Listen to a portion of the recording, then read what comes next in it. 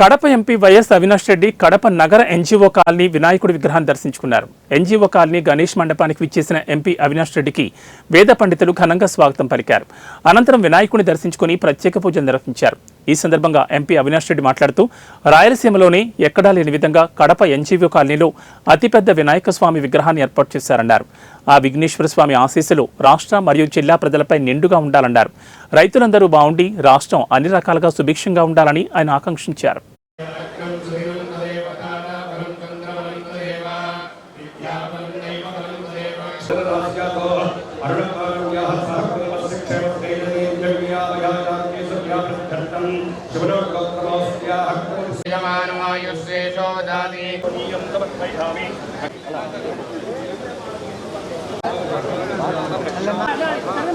బహుశా రాయలసీమ జిల్లాల్లోనే అతిపెద్ద వినాయక స్వామి విగ్రహం ఇక్కడ ఏర్పాటు చేశారు.